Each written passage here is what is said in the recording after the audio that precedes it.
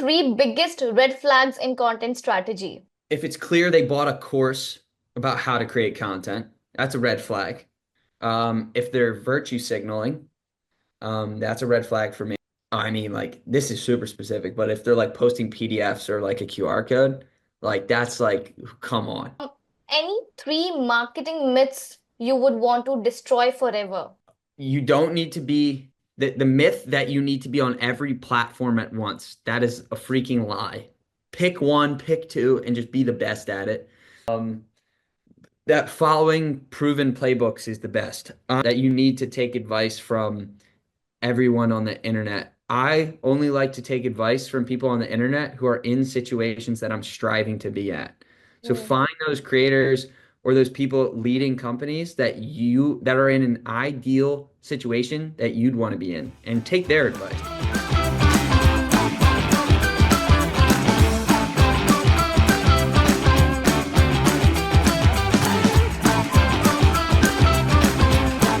If you are tired of scrolling through bland, boring content that puts you to sleep, if you want to create post that makes people stop, share, and stare, or if you are ready to turn your LinkedIn into a viral content machine, then you are in the right place.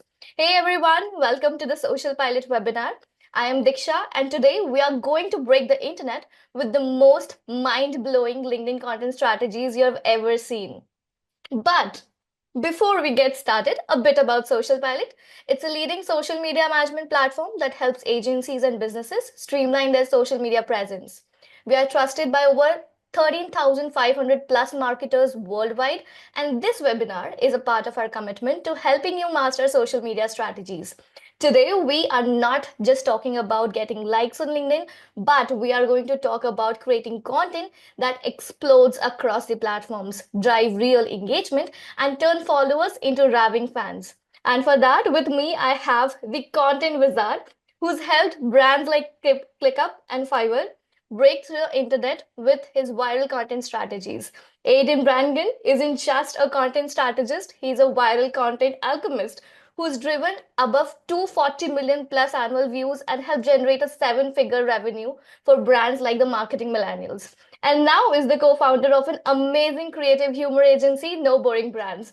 Aiden, welcome to the Social Pilot webinar.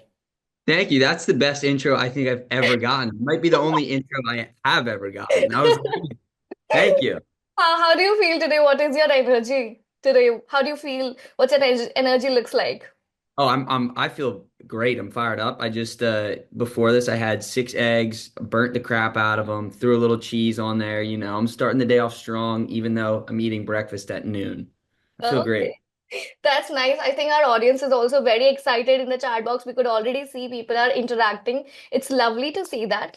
So, first, Aiden, I would definitely want to understand like what sparked your passion for this content marketing or marketing? What was that you felt that I would go into this field of marketing? I was a marketing major in college, and when I was a freshman in college is when COVID hit, and so we had so much time. Like school was online, it was very easy. Just like bluntly, it was very easy. So we had so much time. I started interning at startups, and I was like 18 at the time. Literally just had a high school degree. The only thing that people would hire me for was social media. So I was like, oh, I'll try it out. That's part of marketing. And that kind of snowballed into, throughout my entire college career, I was working at startups. My sophomore and junior year, I was working part-time, like 20 hours a week. But then my senior year, I was working full-time at a media startup, helping with newsletter content, and that was the Marketing Millennials. So it kind of happened just like it's a blessing that I received from, the circumstances with COVID. It just kind of lended me to find and stumble my way into this world of social media. And my first startup internship, I was just making memes. And I kind of stepped away from that for like 2 or 3 years, but now it's kind of come full circle. And that's, my business, a large part of is memes. Right. I think that's really nice. I would also want to understand. So you've recently started with No Boring Brands, a creative humor agency. First, I'm very curious to know what does a creative humor agency mean, and how did you get this idea of having an agency of yours? So I started it October of 2023, but I built it just through word of mouth and referral on a one-to-one basis. But it all just started from my love of humor. Like I read this modern day philosopher. His name's Naval Ravikant, and he says to pursue what came naturally to you as a kid and what you did naturally as a kid that you just assumed everyone else could do. And that for me was humor. So I was just like, I need to double down on this. Mm-hmm. And so with the launch, the public launch a week ago, that was just letting the world know that like, hey, we're creative humor agency. So what that means is like we make memes, we make funny skits, any Mm-hmm. creator style video that's funny. Like I literally just posted one today in collaboration with a brand. Like it's it's just, a way to connect, a way to convey intelligence and a way to sell to people without them even realizing. So that's been like the thesis of it. And the biggest help that we provide for brands is just net new eyeballs on their brand organically on social media. Right, right. I think that's really amazing. It's a new concept which I've heard. And I think all the marketers here out there, it's a great opportunity for you, maybe to, kind of explore about No Boring Brands. Aditi has already put the website in the chat box and the LinkedIn page. You can definitely check it out. So with that, Aiden, I would definitely want to understand that this webinar is all about how to create that viral content for LinkedIn. So what is the difference, or how do we identify a content that simply gets like versus a content that truly goes viral? Yeah, so my definition of viral is, I would say, different, right, than what most people see. Like viral to most people is just a blanket statement, a million views or like, 250,000 views. The way I look at viral is first you just address the total, you look at the TAM, the total addressable market on social media. So we work with niche brands. So their total addressable market might be like 10,000 buyers, right? Versus like Starbucks on social media, it's 300 million potential buyers. So a viral post for Starbucks is, a post with 10 million views because they're reaching what, like 3 to 5% of the whole market. But if you're in a super niche industry where you only have like 10,000 buyers, if you get a post that gets 1,000 views, that is viral because you're reaching 10% of the market in one post. So first, like the biggest thing is you need to rewire your perception of viral and structure it based on what industry you're in and approach it the same way you approach any new market. You look at the TAM. But yeah, that's like the first thing. I know that's not directly the question you asked, but like that's the way I view viral content. And yeah, and like everything you put out should be aligned with your existing ad objectives. You don't want anything that's just kind of random that you're doing just for likes or just for attention. I'm not a fan of that. People usually misconstrue the humor content as just getting a laugh, but the whole goal is to funnel people, right? Right. Like it's we're operating businesses. Right, right. I think that's the core of any business, to kind of funnel the audience and to understand what is the core, insight which we can provide, or what is something that might interest our target audience. So with that, I would want to definitely understand like what is a systematic approach somebody can have from start to finish to consistently actually, generate viral worthy content ideas. Because to be consistent with viral content ideas, is it possible also to be consistent all the time, or it's Yeah. just one time thing which can happen for a brand? Yeah, so you can't be, if you want to go viral on social media, you can't be thinking 24/7, I want to go viral, I want to go viral. You have to approach it, right? Like, I'm very fundamentals based, even though the product and service and the things I'm creating is very like new and modern. I'm very focused on the fundamentals. So if you want to create a viral post, you can't start there. You have to do all the front end research, and it's all about pain points. It's all about spending, days, weeks in the shoes of the people you're trying to target, right? And so what I do, like if I'm really trying to make a viral post in a healthcare industry, I'll Mm. go into Reddit groups in healthcare and see what people are talking about, right? And usually the most upvoted things like the are the most popular things, and I know that's the social proof that if I make some content about this on other channels, it's going to resonate with this audience. So that's really what you need to do. If you want to create content that has impact and will go viral in your niche, you need to do the front end research of like what do people in this niche actually care about? Correct. How are they conveying it? How are they speaking about it? Because that's another thing. You don't want to come in as tone deaf and like completely seen as like, oh, this person's not one of us. You need to speak their lingo. You need to speak their language. The way people talk in gaming industries is substantially different than financial industries.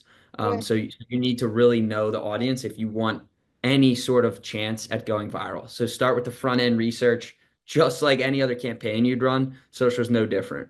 Right, right. So, with that note, you have been talking about how virality differs for different industries, but does it also have a difference for personal branding and maybe B2B content type? So, if you want to kind of break the exact formula that we can develop for a B2B content that resonates and spreads organically, is it two different things for a personal brand and a B2B brand, for example? So yeah, they're always going to be different just because one's a personal touch and then you have a company which is like a brand, right? Like in and they're always going to be different, but one thing that we see like a lot of people that I see crushing on LinkedIn have a nice formula going down. They're using the Sawdust approach to content marketing. We talk about it later. It doesn't necessarily explicitly apply to this, but um they're using both in tandem, creating content to increase the surface area for luck that their content will reach net new audiences. So what I mean by that is they're creating content on their executives' personal brands and they're creating content on their company page and they're cross-posting all that content, like reposting it, but they're also taking that content and putting it on the company page. And they're just building this ecosystem and content engine so that they both play off of one another, which Yeah. is very interesting. And I think a lot of companies, especially in like the B2B space, are very like, okay, company page will be super strict. What features are we offering? Like, what are our services? What's the price? Boom, boom, boom. And then you have personal brands where it's people just trying to sell those exact same things. Mm-hmm. I think you need to pivot and like if you can just focus on pain points, Mm-hmm. pain points, and make all of your content about pain points and build audiences together on your company and personal brands, uh, over time, eventually you're just going to have an audience of people feeling the pain points that your product or service solves. Right. So that when you do want to sell to them, it's like, oh, look at this. That's convenient. They solve all my pain points. Like, boom. So that's like a cool interplay I see people doing. Like, if you look at the company Motion on LinkedIn, they do a great job of this. Who else? We did this with the marketing millennials. Me, Daniel, and Ari would all create individual content and create content on the brand account. And HubSpot's a great example of that as well. Right, right. So when you talk about brands or even personal brands talking about the pain points and not just what they're kind of selling. So what are your favorite methods to kind of put these pain points out there? Is it through having relatable meme content or is it through a lot of video content out there? Is it through carousels? What kind of formats do you usually like to put out to kind of solve these pain points and maybe some different kind of buckets, content buckets that you can discuss about? Yeah, so I like to address pain points through questions in content if I'm writing written content. So I was helping one of my friends who he runs an operations consultancy agency. I was just helping with him with his funnel, and like we were just starting the funnel with questions, and it's like, hey, uh, are your operations XYZ question mark? And like it's just like that's a way to boom, you're addressing a pain point immediately. So in written content, I like to address pain points through questions. Hmm. I think it's a great, excellent way. But the reason I think memes are so effective is because the most viral memes are usually based around pain points. Right. So it's like, a typical marketer is balancing 97 things at once and they're only getting paid like pennies on the dollar and it's like a struggle like and people rally around that like there's beauty in people like recognizing like hey I feel that way that company must understand me like I have some sort of affinity to them now instead of them just saying like here's our service it's 10% off today it's like no this company sees me they hear me they love me like so yeah, I don't know where I'm going with that necessarily, but to make pain points the basis of your content, written use it through questions, and then in memes, just make it the ethos of any sort of meme content or anything like that. Like if you look at any of the content I post on my personal account, like it's all based around pain points. But I know you asked about content buckets. Um, some content buckets that like I don't actually don't operate too much on content buckets. I'm very like I have some opinions about them. I like to stay nimble and pivot. Like before my launch of my agency, I found this new like fake podcast format, and I Mhm. now I love it. And so if I had committed to like a quarterly content buckets, I probably would have not seen that opportunity. Um, Correct. Correct. yeah. I think that's a very fair point because when we are, kind of stuck into just a format of content buckets, we might actually ignore a lot of new opportunities or new kind of content formats which we can definitely explore. I have a very good question from Michael here. He asked that we have mentioned about B2B brands and even personal brands, but what if a brand is doing both B2B and B2C? So, what would be your take on that? How a brand who's serving both these industries together or both these segments together have a content on LinkedIn, maybe? Yeah, so for like a B2B and B2C, like a B2B to C brand, what I would do is identify the platforms where, maybe the consumer segment is more heavily populated on than the business segment. So like I would take LinkedIn as your B2B side of things and make your B2B content there. And so maybe make your connections with wholesalers if that's the type of person you're working with and build that content and cater it towards and just make LinkedIn your B2B channel. That's where you're gonna find those types of people. But on Instagram, TikTok, YouTube, maybe not YouTube, but on Instagram, TikTok, and Facebook, make that your consumer facing content. And Hmm. that's how I would approach it. I would say to mix both types of content on each individual channel would be a little too confusing, and people might not know what to even follow you for. Whereas if you just segment it, B2B all on LinkedIn, B2C all on Instagram, TikTok, and Facebook, Hmm. that's how I'd roll with it. Right, right. I think that's a really great approach, Michael. You can maybe try out us.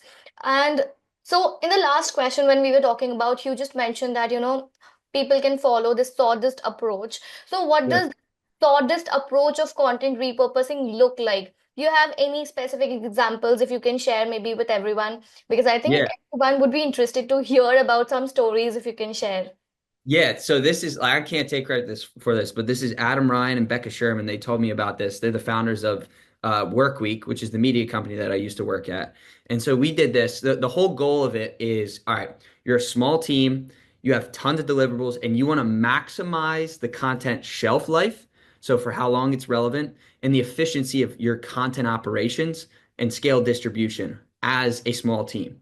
That's what it's meant for. So what it is with the marketing millennials, Daniel had a podcast. He'd record an episode with a great guest, right? He'd interview them. Most of the work and the great insights are from the guests, right? So Daniel doesn't have to bear the burden of every episode bringing all this net new ideas. He tapped into his network. So he'd have, let's say, the CMO of Infinity Cars. I forget her name, but she's a killer marketer. She'd be on the podcast and it's a 45-minute podcast. Then on Monday or Tuesday, Daniel and I would talk and we're looking at the transcript of this podcast and Daniel would pull five of the best tips from the podcast and put it into the newsletter. And they'd all be somewhat around the same topic. So if it's like SEO or something, it'd be five game-changing SEO tips from the CMO at Infinity.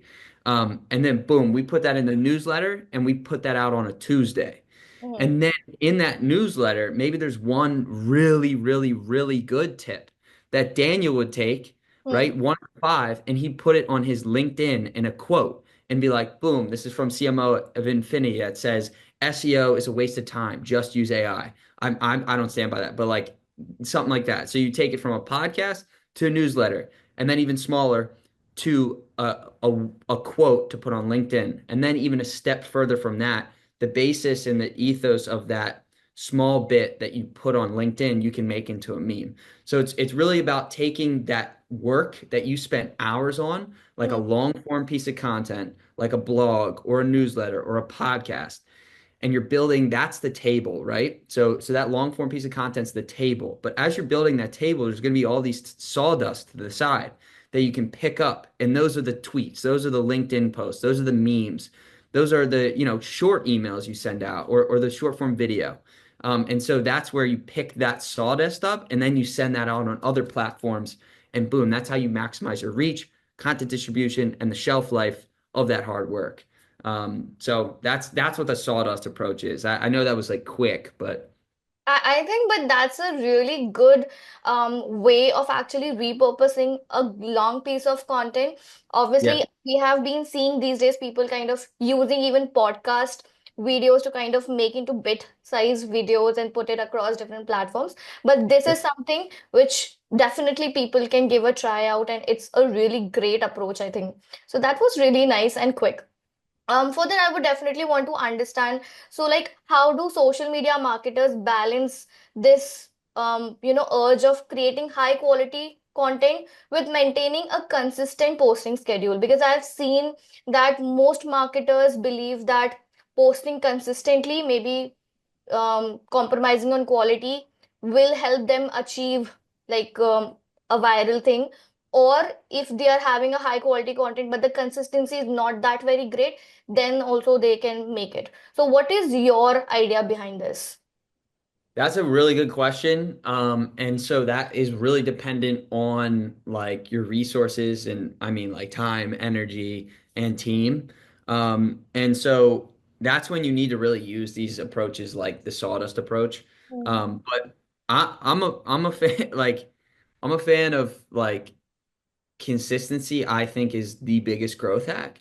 So between quantity and quality, I don't want to say quantity is better, but like you need to, before creating any content, you need to identify a format that you know with your existing bandwidth and your projected bandwidth of time and energy that you can create consistently.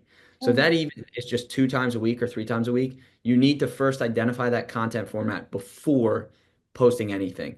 I think a lot of times people just start posting and they're moving on they're acting on motivation and you can't act on motivation because then you're going to lose that motivation, you're going to stop posting content. So you need to identify that content format at first that you know you can create for a while and that way you won't have that issue of quantity versus quality because you've identified how many times a month or a week you can deliver this type of content. So an example, a lot of my content is kind of shorter form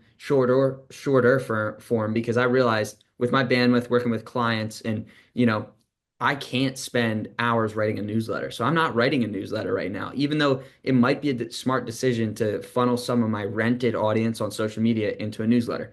I just don't have the bandwidth for it right now. So you have to prioritize as well, and you don't need to be everywhere all the time. I would say doing one platform consistently at a high quality, so much better than being on even 2 or 3 or 5 platforms. So if your boss is really honing in on like, we need to be everywhere, you need to put this content out. So like just tell them like for what reason? Is it FOMO? Like just ask them. So the answer to that, prioritize, I would say. I think that is a biggest pro tip which we have given to all the marketers out here, because what we have seen usually marketers kind of juggling between multiple platforms, trying to be there all across for maybe brands also for their personal brands itself, and creating content, posting the same content maybe across platforms, which does not maybe give that kind of visibility to them. I think that's a really great tip, and coming it from you, it's great. Thank you. And I'll give like a real life example just so like I'm talking the talk but I'm walking the walk too. When I first started at the Marketing Millennials, one of my deliverables in my job was to get podcast clips from the transcript to post on social media. Hmm.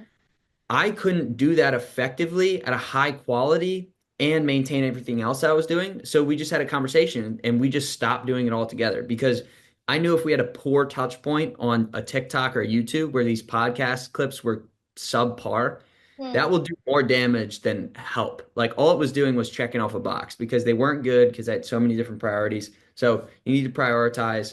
And yeah, that's That's amazing. That's amazing. So, when we talk about all these things, definitely I would want to understand that what are the key psychological triggers and maybe content types that actually convert LinkedIn followers leads into leads or clients. Like, when we talk about just content, we are hearing a lot about hooks. But when we talk about converting followers into leads and clients, are there any psychological triggers that we can have in our content? That's a good question. I'm not like a psychological fanatic, but I do just like know from my own experience and there's studies on how humor impacts retention and recall.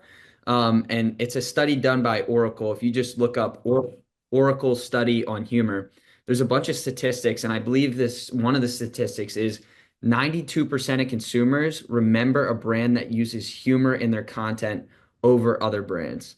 So that's what I think of just like when I'm creating this content and the reason why I create humor-based content. It's the Mhm. same reason why Ryan Reynolds is probably the biggest actor in the world right now. It's because he leans into humor like unapologetically in every advertisement, every brand he owns, every movie. It's like almost too much sometimes, but it's because humor sells. So that's like the psychological thing I think about is just like humor is a great way to break people's walls down so that you can hit them with a message that they're not resisting to be hit with. Because when you come at it from a typical angle, we're Hmm. hit with so many ads a day. It's like 4,000 ads per day. We're so used to all the BS like sales tactics that we Yeah, have a up and we're not receptive. So when you come at it from an angle like a just a humor angle, people are more receptive to it. So I know correct. that's not like a psychological per se, but that's some of the statistics and just the retention and recall that you get with humor is huge. That's nice. So, with that, something similar, one of our viewers and the marketer is asking, John is asking that, hey, Aiden, your LinkedIn videos are genuinely funny, but comedy is hard. Do you have one tip for writing clever bits that resonate with your ICP? Yeah. This you're probably not gonna believe me. It's just say the truth. So many people are afraid to say the truth.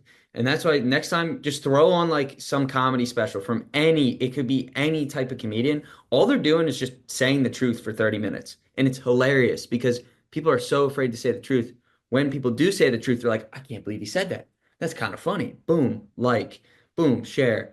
So that's like the simple piece to it. But I'll give you a little more to that is the pain points. So you will not be able to create any funny content until you're aware of multiple pain points of the people you're trying to target and trying to get a laugh out of.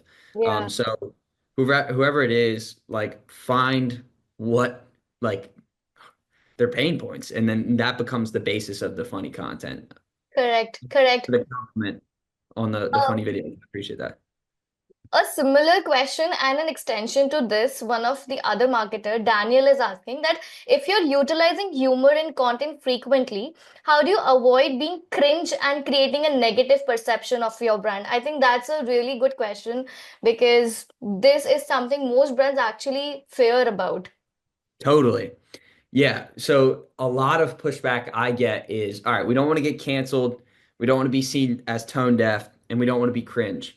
You solve all three of those if you have some sort of awareness. And this is like I'm beating a dead horse, but to get awareness of a niche and industry, you need to do the front end research of that industry. So if you know the industry really well, you know the pain points of these people, and you know it makes them tick, there's a very small chance that you're gonna, rub anyone the wrong way or come off as cringe. If you look at the account Trainual on social media, like it's one of our clients. They're a B2B SaaS tool. And like we've been making meme content for them for over a year. And now they're booking 30 to 40 demos per month just from their LinkedIn alone. None of the content on there you'd say is cringe. Maybe if it's a video of me, you might say it's cringe just because you're a hater. No, I'm kidding. But yeah, so it's pain points, and then never punch down, never punch down, never make fun of anyone else that like, can't defend themselves. That's how you get canceled. So we make sure we do that, and it's all in like good fun, and we're strategic about it. We're not trying to make the brand become a joke. We're using humor to signal intellect and awareness and to convert people. Right, right. I think you've summed it up really, really well to kind of give an insight how a brand can be relevant, yet humorous and relatable to the audience.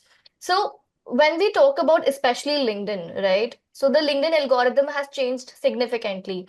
So what strategies are working right now to kind of increase especially the organic reach or engagement? Are there any specific formats that you feel are going to boom up on LinkedIn or are booming up on LinkedIn? Yeah, engagement pods. You need to cheat. I'm kidding. I'm kidding. No, I'm kidding. So you need this is my strategy. Ignore everybody. Ignore everybody, and that's how you'll bring something to market that's so net new that people are going to flock to it. Cunningham, he's like the head of social at ClickUp. He did this like 4 or 5 months ago. He brought a net new content format to LinkedIn that blew up, and it's the HR guys at ClickUp. Like Mm, it's a series now. The brand lore is crazy. Like that is an example, right? So now if you don't have the time, energy to ignore everyone, and like you need to try and find a proven playbook, like look at video and find people on the platform whose videos actually engage you mhm, and like treat yourself as the test dummy. If someone's video, like you find yourself bored, keep scrolling. But then, some random dude named Lewis Butterfield comes on your feed. He's one of my friends and he helps me with my videos. I saw his content. I'm like, holy crap, this is good. This actually caught my attention. So mm, now I work with him and I'm like, how can I do this? correct. So just observe yourself and find the pieces of content that catch your attention and see how you can relate that to your niche, your product, your service. And that's I would say but like I could give you the simple answers like, oh, video, like yes, video, you're gonna get a lot more impressions now. Yeah. But those are my two takes. It's ignore everybody, but if you can't ignore everybody, just observe what makes you, because you're a human, like engaged. Correct, correct. And when you were talking about like this video, obviously, what I also personally feel that LinkedIn is kind of pushing short form videos a lot. And of course, if they are not relatable, definitely that would also not work for your agency or your brand. So Jack here is asking that do you believe to have any real results that video is going to be 10x what everything else is? I'm gonna be honest, no, actually. I don't think so. I think you can totally push I don't believe in absolutes necessarily. So I don't think it's if you're not on video, you're gonna fall behind. Like I just started posting videos and images consistently like 10 days ago.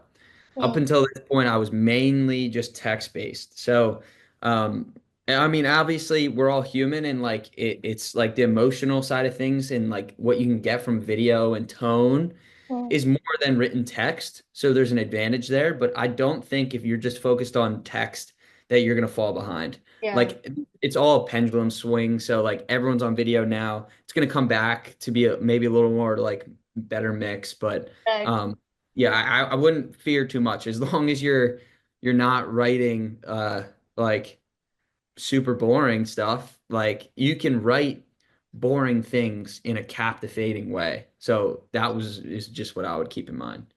Yeah, I think that's really correct.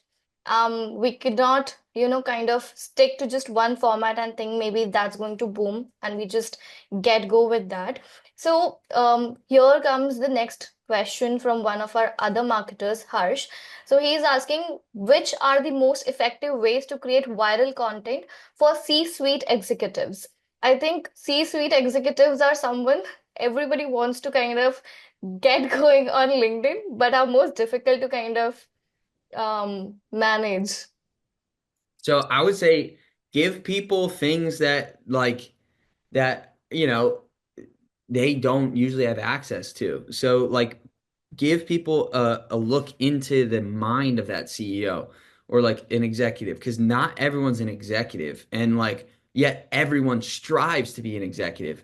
It's one of those things like maybe 1% of the world is executives, but 70% of the workforce is striving to be at that point. So if you can give people who aren't there yet, some inside the mind of an existing executive, I think that'd be some great content. But like any great content, it needs to it needs to feel right and true. So like whoever it is, that CEO, just like write how they talk. Like talk about topics that that person is actually interested in. And so that way that their life is aligned with their social media. And so that when they're at speaking events, it's not a weird feeling. And when they're online, it's not a weird feeling. So alignment and just, find the nuances and unveil some secrets to tell the masses. Right. Okay, I think that was nice. I would just twist this conversation a bit, you know. So obviously there has been a lot of times when marketers, like all campaigns might not definitely perform, right? So was there any time when your content strategy completely failed? So I would want to definitely learn about that. And what did you learn out of it and how to recover from that content that did not perform? Yeah, I would say so. So yeah, we did something with a brand, and like in a objective sense, like it did not perform, but people might perceive it as it performing well. And what happened was we created a series of memes for this brand. I don't want to say their name. I think it'd be fine if I say their name, but I don't want to say their name. And they went ridiculously crazy on social media, like millions and millions of views, but it was with a famous actor's name, image, and likeness in the video. And so that actor came and then was like, you need to take this down or I'm suing you for X dollars amount or whatever. And like, so that was a time where we made this big push. We had this whole like long months campaign planned out of this push on these micro accounts we we're building, and then it kind of crashed down on us, and that sucked at the time, because that was a big client, but it ultimately shaped like what my offer is now. And I realized, these bigger companies, and a lot of people in here probably might work at bigger companies. You can't be posting, the memes that all these startups are posting because your legal department doesn't like that. So we Yeah. kind of pivoted, and now we're offering like we make our own memes in-house with our own creative, doing skits and stuff like that. So that was an example of like it's the catch 22 of using memes. Like sometimes they can go like too viral that it gets in the person's hands that Yeah. wants to sue you for it. I'm trying to think what else of like a failure of like a massive campaign. Like I'd say one thing that we've done to avoid failure as much as possible is just stay nimble. So we have a strategy and we stick to the strategy, but the way we execute that strategy, we're nimble. So like if we see it's not getting momentum, we'll pivot really quick. And so that's what we did at the marketing millennials. Like our overall strategy stayed pretty steady. You can't change that too frequently, otherwise it's going to mess up the direction of the company. But the way you execute that strategy can change. So we were on TikTok for a little bit, saw no momentum. We pivoted to Instagram, boom, blew the account up to 140,000 followers in a year. And then like stuff like that. So stay nimble in the way you execute, but keep the strategy the same. Correct, correct. I think that's a really great learning that you have shared, and I think every marketer out here would be really learning a lot out of it. Now we're coming to the most, I think, um, the most entertaining or the most, I think, amazing section of this webinar. That's going to be a rapid fire kind of a round that this time I have come up with. So I have quick questions for you, for which I want you to answer as rapid as you can. Okay, Cool. and these are basically some of the top picks that you can answer. So, could you name your top three newsletters every content marketer should subscribe to? Oh, not biased at all. The Market Millennials newsletter, Go to Millions newsletter. Third, for content marketers, I'm gonna be honest. I'm only if I'm reading and trying to learn content marketing, or just marketing in general, I'm only reading those two. I don't want to say a third one if I'm not actually reading it. Okay, okay, sure. Top three podcast for aspiring content marketers. Okay, so I well, I'm kind of weird.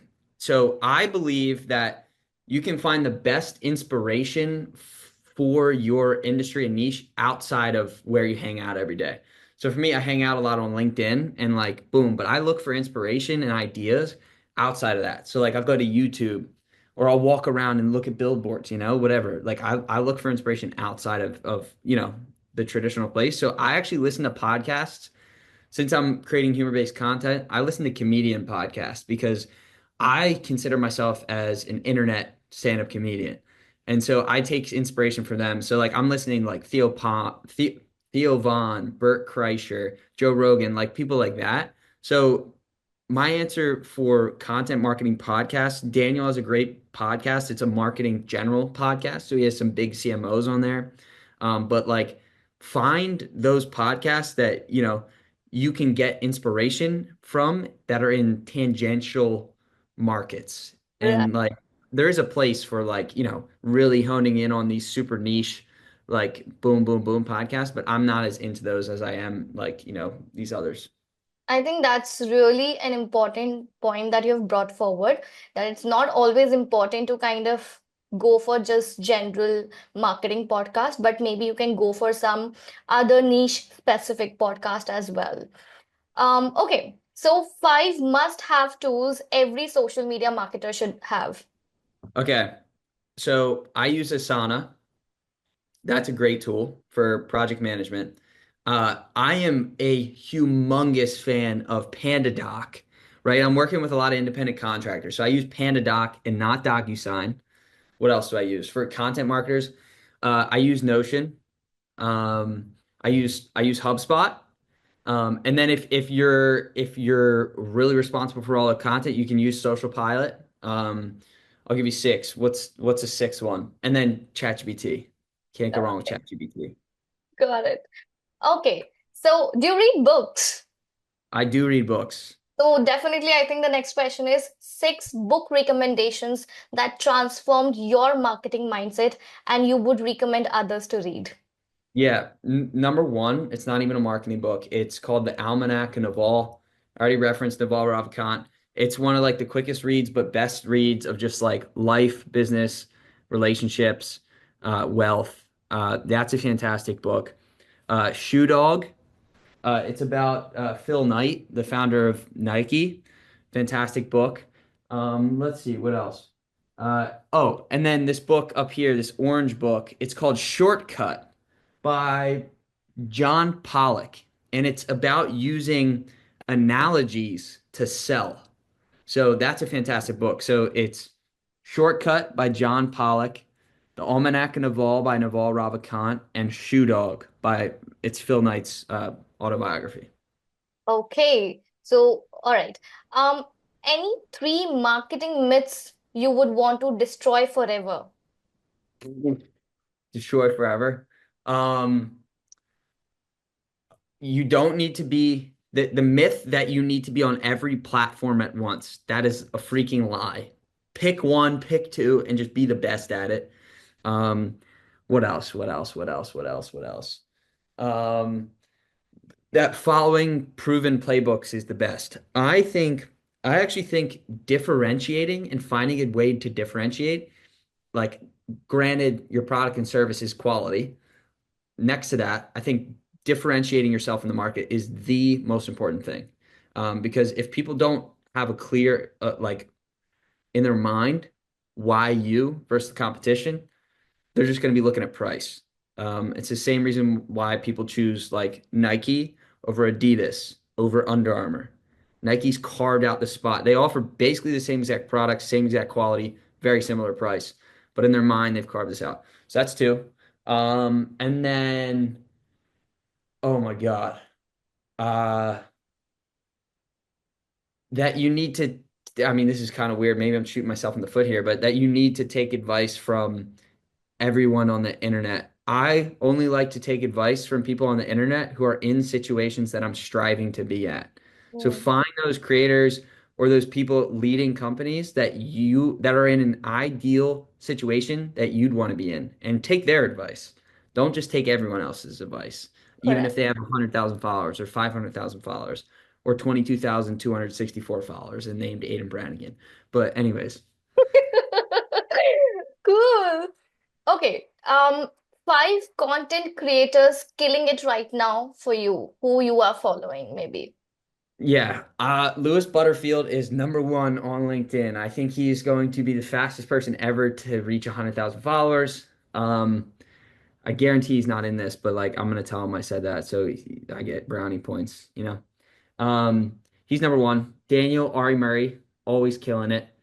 Jay Schwedelson, he's also a great example of like someone who's differentiated his brand with his Guru events. It's a webinar series, and he has made it one of the most captivating things ever. I was there. If anyone knows Joey Chestnut, he is like the best professional eater in the world. I did a spam eating contest against him. It was crazy. So those are four. And then five. I want to make it a good one. If you look up Carson Hoffman, he can teach you some really good ad strategies. So I think that's a vital part of content marketing that, we've been talking about organic side of things, but I get and he's a smaller creator, but his videos, he had a great video today. So he's good. Nice, nice. And I see that a lot of people are also asking about where do you source your inspiration from? So the next question is your top three unconventional sources of inspiration beyond typical marketing channels. Uh, this is so weird. And this is not just because I make humor-based content. I think this can for anyone, but these fringe Instagram, like, can I curse or no? Yeah, maybe.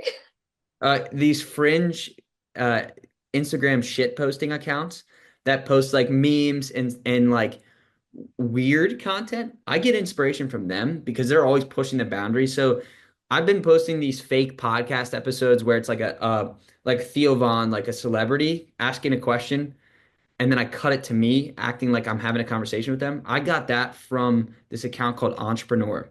So Hmm. like those fringe accounts on social media where it's like there's no way they're making money from it, but they have these crazy ideas. That's where I get inspiration from. Number two, I get inspiration from YouTubers. Mr. Beast is the best at creating storylines through his ads that require you to watch the ad because it's a part of the greater video.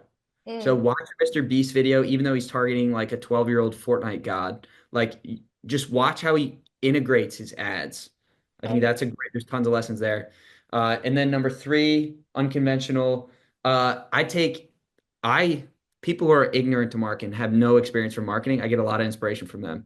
I actually think ignorance, a little bit of ignorance when it comes to how the way things are done is good. So I have friends who are in operations and like if they're like actually like I have an idea, I'll listen to it and like I get inspiration from that. Like my friend Shiv, he's given me a lot of inspiration. Yeah. Okay. I think these three were really new ideas that I've ever heard. I think marketers out here would definitely love them. Okay. So the next is three biggest red flags in content strategy. Okay. If it's clear they bought a course about how to create content, that's a red flag. I'm not a course fan necessarily. Uh, that's one. Number two, if they're virtue signaling, that's a red flag for me. Number three would be, let's see, number three. I mean, like this is super specific, but if they're like posting PDFs or like a QR code, like that's like, come on. Correct, correct. I think last one is my favorite that you have shared. Like that's like the reddest of flags. Yeah.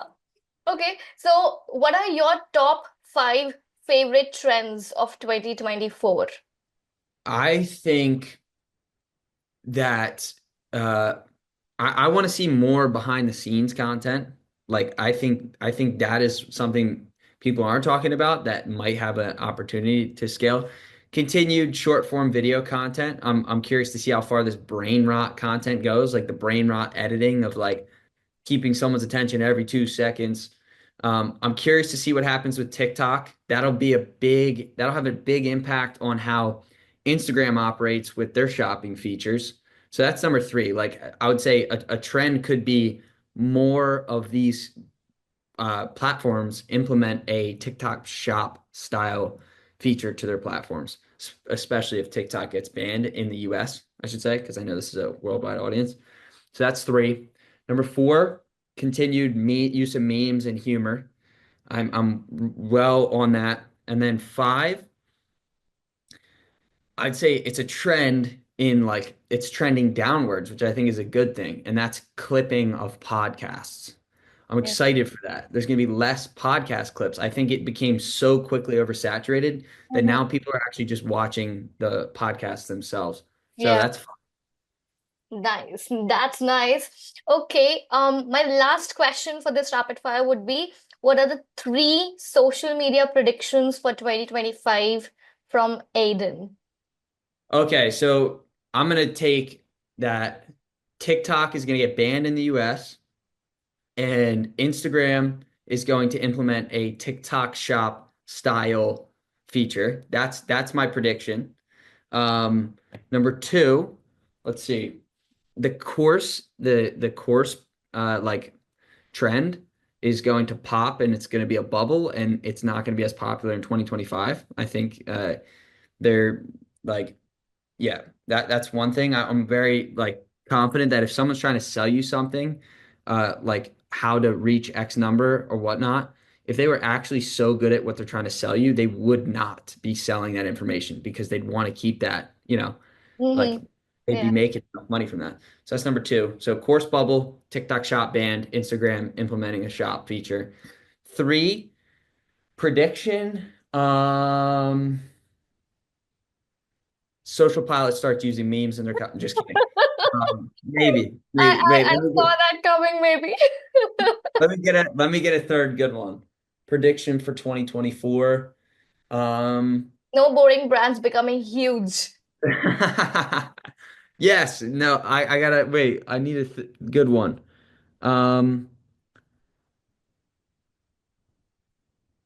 yeah, maybe just something with like I think uh CEOs using not actually using ghostwriters and instead CEOs actually being more prevalent on social media, especially LinkedIn themselves instead of through ghostwriters.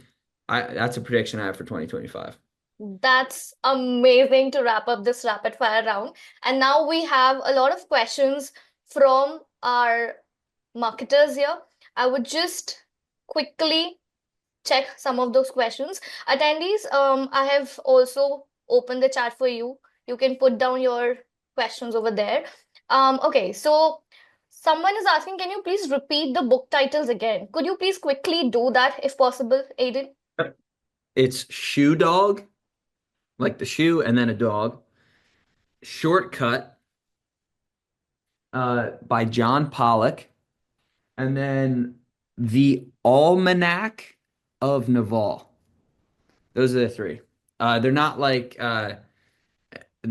typical marketing books per se, but that's where I've gotten a lot of inspiration.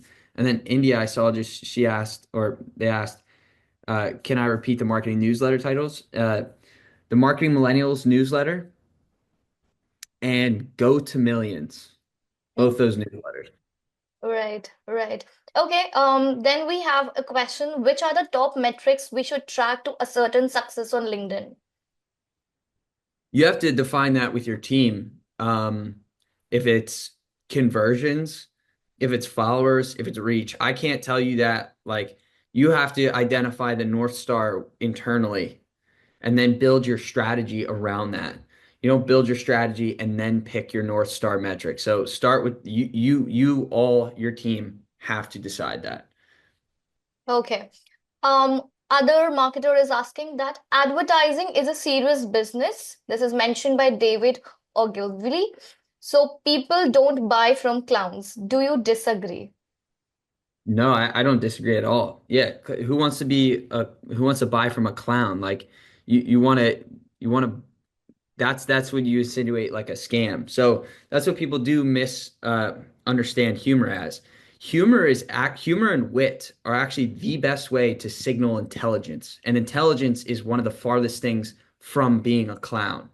So if you execute humor and wit correctly, you will be substantially farther away than your perception as a clown than anything. If you look at like TSA on Instagram, I believe they're a government agency in the US and they're using humor throughout the entire content strategy.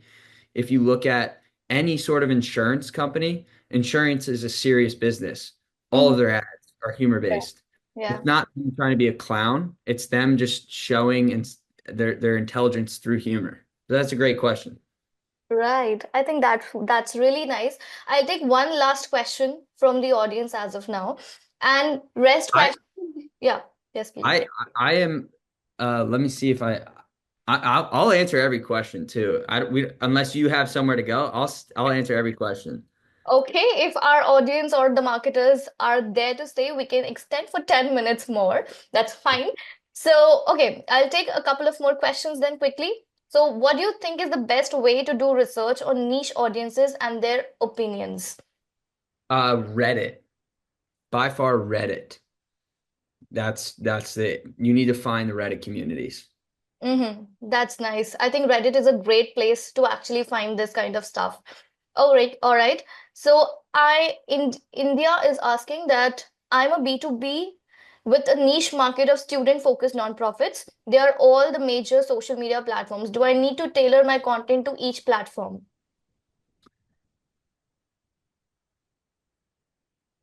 I would, depending on your resources, pick the platform that is your audience hangs out on, like substantially higher percentage than every other platform. Spend as much time on that if you have the resources to be on a second one. But like, okay, one woman team offering project management. Okay. Uh, yeah, the message and the format needs to be tailored per platform, but I would not over like if you're a one woman team, pick one channel that you know your audience hangs out on and just make all the content for that. That's what I would do practically, like as a one woman team. Like I would just be focusing on what drives revenue, and not like trying to get dopamine hits of likes and comments and stuff. Yeah. Cool, cool. Um, People who are kind of dropping right now, I would really appreciate if you join the Slack community. We would love to have you there. Also, if you are having any further questions, so you can have that answered in the Slack community as well. Aditi would be directing you to the Slack. All right. Last two questions as of now here. Could you say that the USP for both personal and a company is way to go for getting your niche clientele? Could you say that a unique selling point for both personal and company is the Is the way? way to go for getting your niche Oh yeah. clientele. Yes. I yeah. I mean, I think a unique selling point is hands down the most important facet next to a quality product and service. I think that's 1A and 1B. So you need that unique selling point and it needs to be rock solid. And that's my point of view on it. Mm-hmm. Cool, cool. All right. And the last question that I'll take here is of Russell. I do paid ads for companies all the time. How can we grow a small account? For example, I do social media for a school organically. Virality is very difficult on Facebook with a local business. What do you suggest? Yeah. So if you're a school, you only really need to be locally viral. So build buzz locally. So talk about hyper specific local experiences, whether that's like everyone knows that the lady, okay, I'm not gonna say single out a lady, but everyone knows that the coffee shop on the corner by the light, the traffic's always bad. Like play into stuff like that are niche as crap because you only need to go viral in your like local area. And Mm-hmm. so that's why I speak to those local experiences. And then occasionally you can hit with like the larger cultural things. But for you to go viral, to reach the masses does legitimately nothing for you unless you're a franchised school, which is a possibility. Okay. Yeah, community events, local news, and partnering with local brands. Yeah, that's great. And then on social media, just document that. Yeah. That's really all I would do, and maybe make some content around like local experiences. But yeah, Daniel, that's money. Like community events, local news, partnering with local brands. Can't beat that. That's, I think, really nice. And I hope, Daniel, that we have answered your question really good. So, coming to one last question of mine, that, if you had to give your younger self one piece of advice about content marketing or maybe marketing as a whole, what would it be? What would it be? I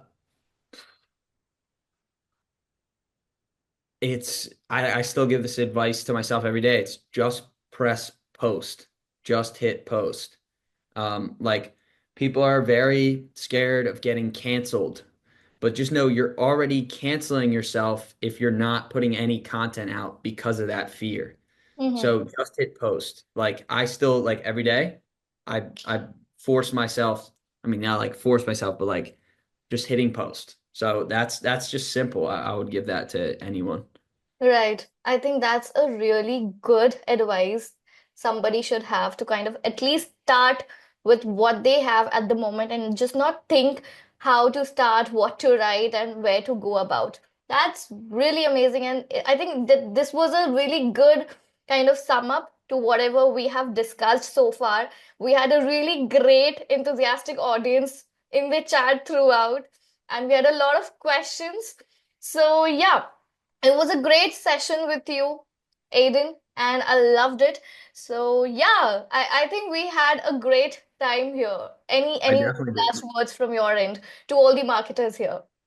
Thank you for coming. I appreciate it. I had a blast. Thank you for Same, having me. same here. Okay, we can see a lot of people greeting you. Thank you. Thank you so much. So thank you so much from my end also and the team Social Pilot for making your time with us. It was a great conversation with you. And yeah, let's keep catching up again sometime. I think people would definitely love to talk again with you. I'd love to do it again. We got to do one in person. Sure, sure. Aditi will just drop again the LinkedIn profile of Aiden and of No Boring Brands. Guys, you can definitely go and follow Aiden.